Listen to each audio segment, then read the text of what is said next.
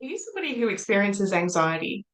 It's a type of anxiety that's kind of debilitating and it stops you in your tracks and it makes life really difficult. If you're somebody who's got anxiety, believe me, you can actually resolve it. And if you've done all the work and you've been showing up and it's still there, I'm here to tell you that your caretakers, the professionals that you've been working with, have been asking you the wrong questions.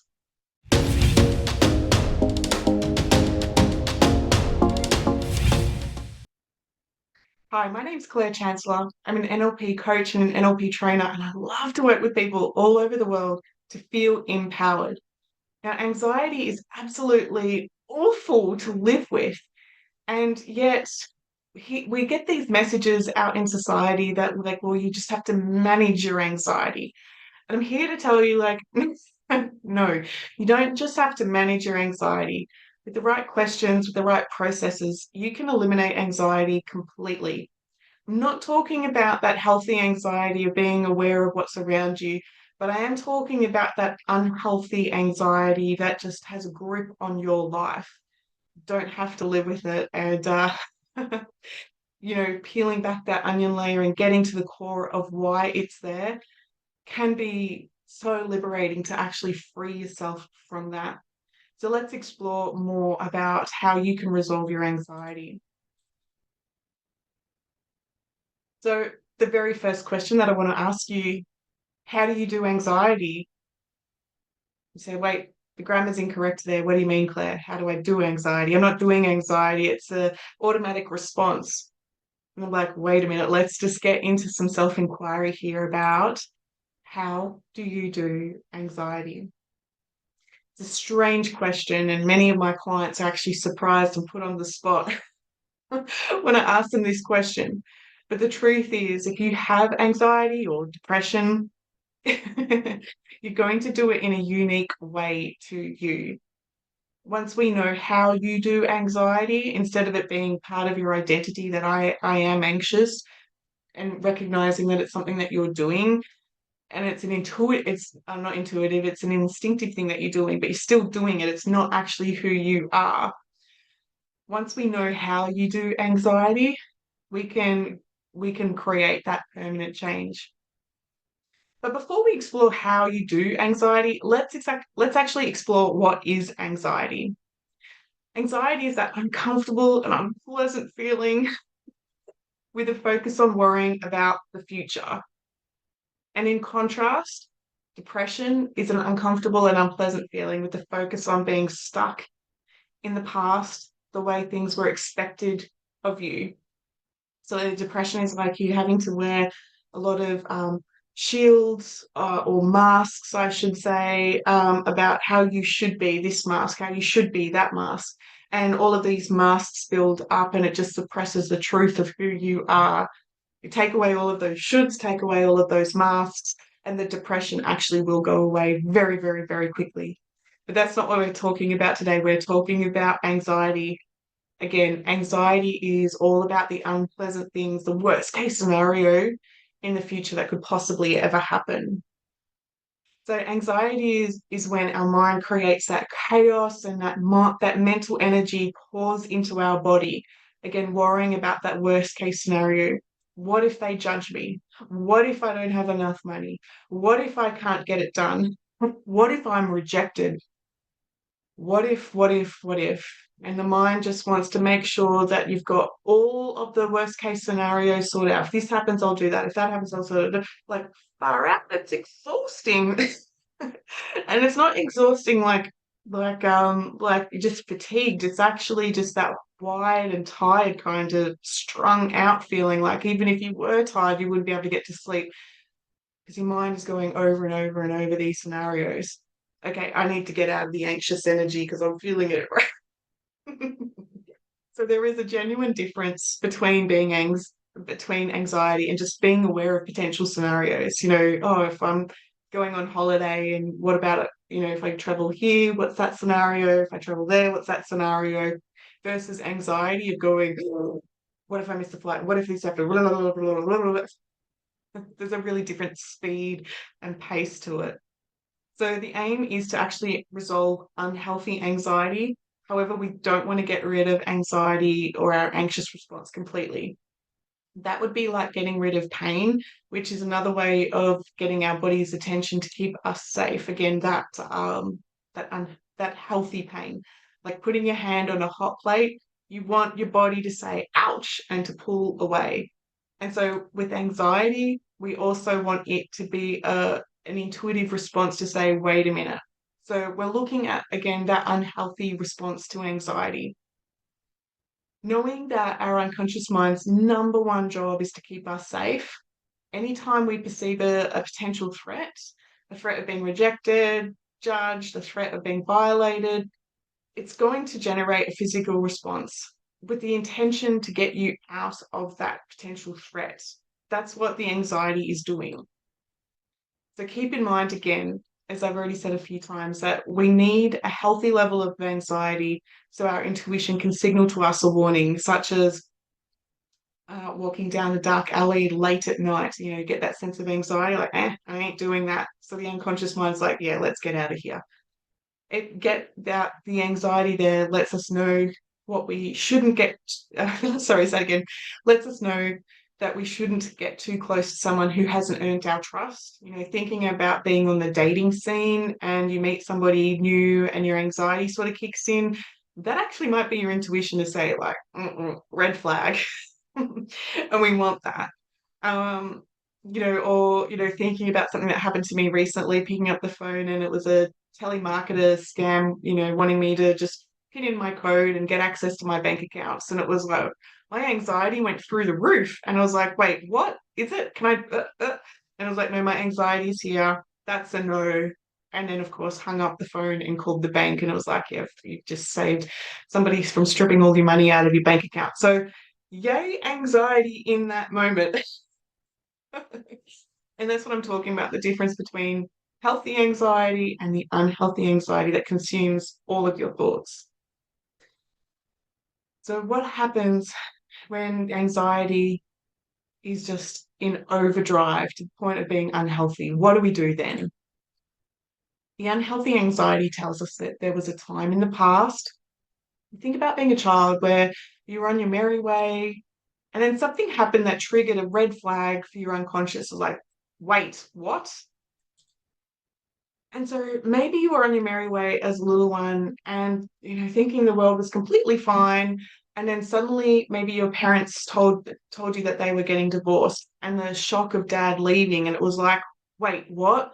Your unconscious mind in that moment has said, never, ever again will I just be on my merry way and unaware of what's happening. And in fact, I'm going to be hyper vigilant. What if this happens? What if that happens? What if I get home from school and mum's not there? What if I get home from school and nana's not there? No, no, no, no, no, no, no. So you're on your merry way. The rug got pulled out from underneath you, and your mind has said, never again will I just be on my merry way. Again, another example there is maybe you were bullied and you didn't feel safe. So again, on your merry way, somebody, picked on you, pulled your hair, pushed you in the back, and then suddenly school didn't become a safe place and your anxiety was like, well, I better not be on my merry way. What if the threat's behind the tree? What if the threat's at lunchtime? What if the threat's that the anxiety kicks in? Maybe you were called to talk in front of the class and someone laughed at you, or maybe they just laughed at their friend next to them for making a fart joke or something, but you heard the laughter and your body responded saying, oh my gosh, never again will I put myself in this situation. I will never be so vulnerable to be on stage and to talk and express myself, oh, the ridicule, they laugh at me. Maybe you were in a car accident and you felt that sense of panic. And again, it was like, okay, your unconscious mind wants to keep you safe and it lets you know every time you get near that car that it's like, it is not safe. This could happen, that could happen. Da, da, da, da, da, da. So are you getting it right? Maybe your dog jumped up at your face, or maybe an interesting one here that I get a lot of is maybe your mum actually panicked when you jumped into the deep end of the pool. You were fine. You were on your merry way, jumped into the pool, probably, doing a dive or a bomb at your brother there to get a response, and you were laughing. And then you saw the panic in your mum's face, or you heard her gasp. And again, your unconscious mind says, holy shit, if mum doesn't think I'm safe, I'm not safe. What's going on here? What am I not aware of? And again, the anxiety kicks in. And that could go on for a lifetime of being fearful of water, the panic, the unexpected potential of what could come. And it's as simple as that 10 seconds, that moment in time when your unconscious mind took that on board as a red flag, that when you are unaware, when you're on your merry way, when you're in peace, when you're in harmony, that you are not not aware of the potential threat. So then the anxiety kicks in to keep you safe. So whatever happened was like a shock to your system. The rug got pulled out from underneath you. And so your unconscious mind has red flagged that and said, like, again, never ever again will I be unaware. And so it creates that hypervigilance about the future. It creates the walking on eggshells. Um, Again, focus on the worst case scenario.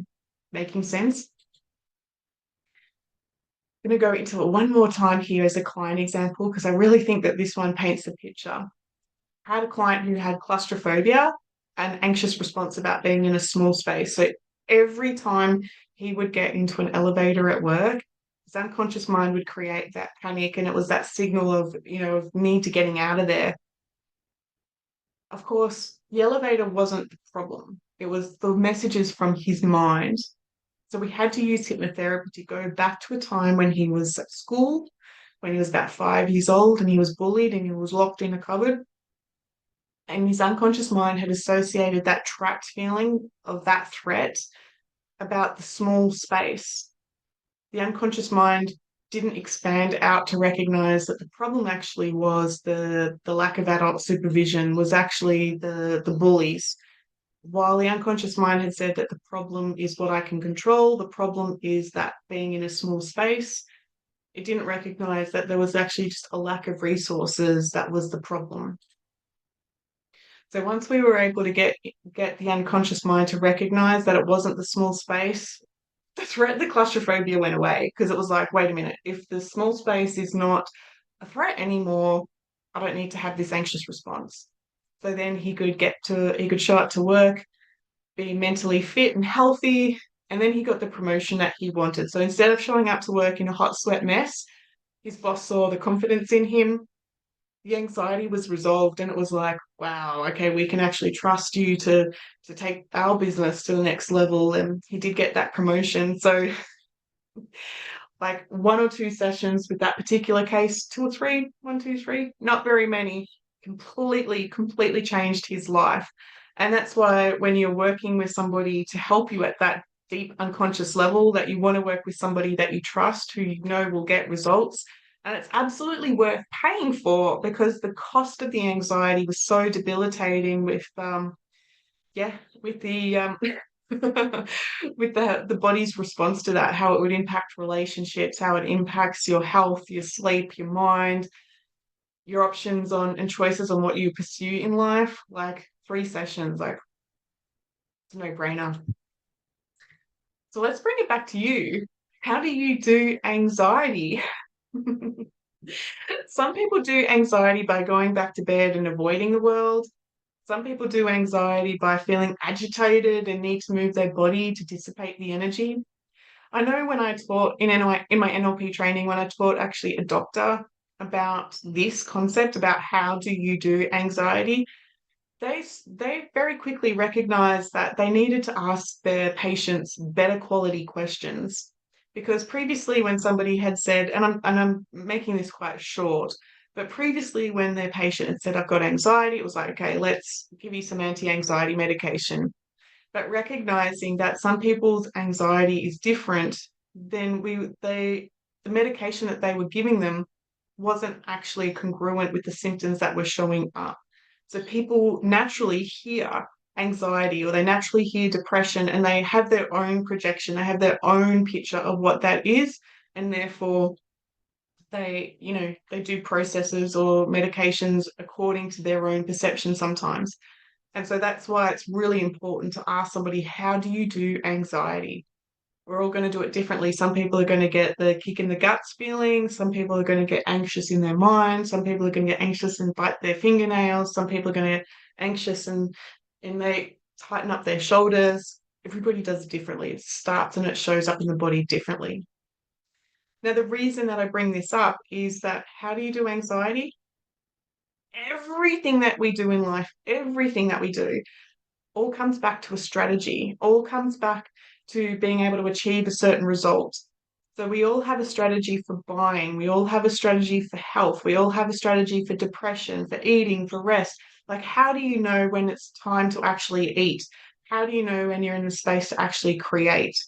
When you know the strategy that you do to get that specific result, we can actually go into your unconscious mind and make some changes so that if it's an unhealthy strategy, such as anxiety, we can recognize that, like that claustrophobia piece.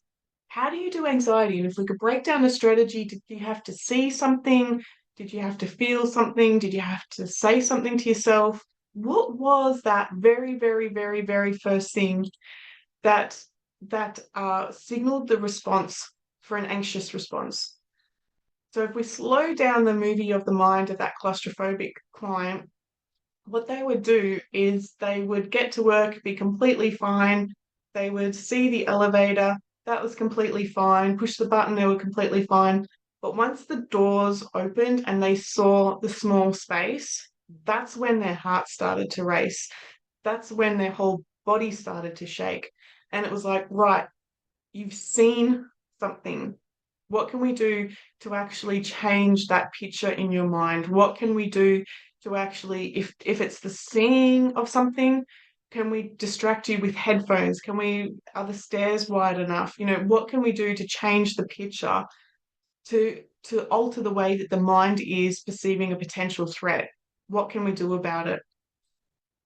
Again, I should have gone to the next slide, but when you think about yourself, how do you do anxiety? If you've got if you're anxious about, if you're anxious about, I had one actually about somebody fearful and anxious about cats. Did they were worried about getting to the train station and, on that particular day, every single time, because the universal law of attraction, what you fear, you'll create. They would see about 10, 20 cats on their way to the train station. And so recognizing, okay, what was the fear? Like, did they have to see something? Did they have to hear the cat? Did they say something to themselves?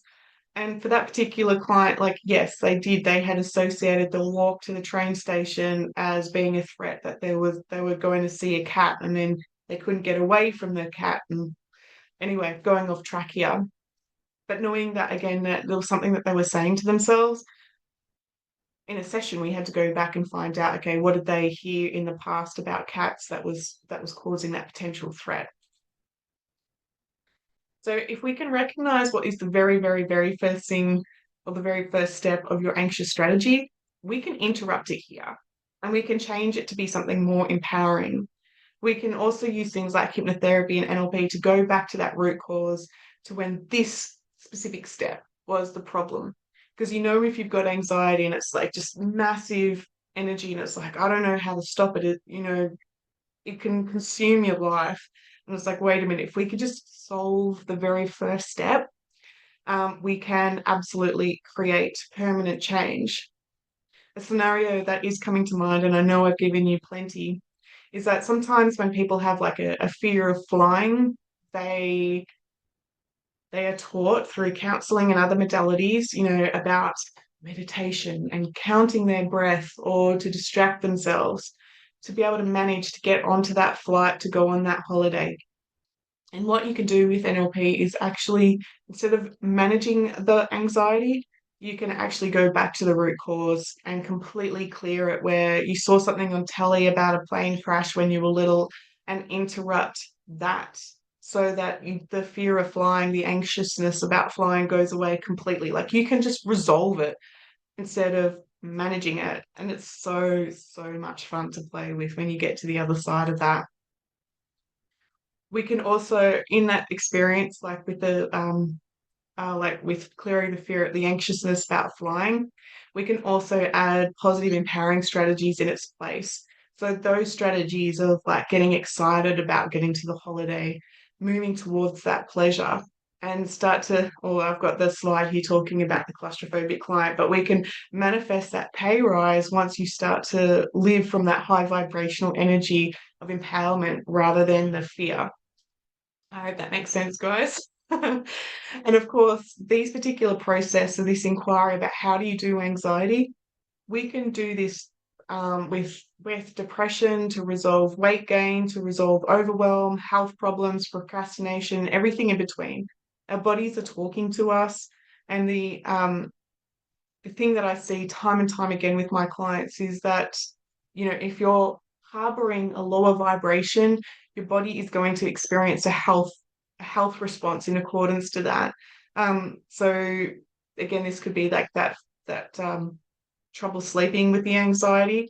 When you can actually go in and talk to the unconscious mind and talk to why you've created this, the meaning that you've put to that event, you can change it. And it's the same again with depression and everything. So if anxiety is causing you a problem and you want to, you may want to find a trusted professional in NLP coaching, in hypnotherapy, in Reiki, theta healing. They're everything that I've trained in, and you use all the tools in the toolkit to bring in that sense of relaxation, that trust, and then going back to the unconscious mind's red flag and completely change somebody's life by going back and resolving their anxiety from the root cause.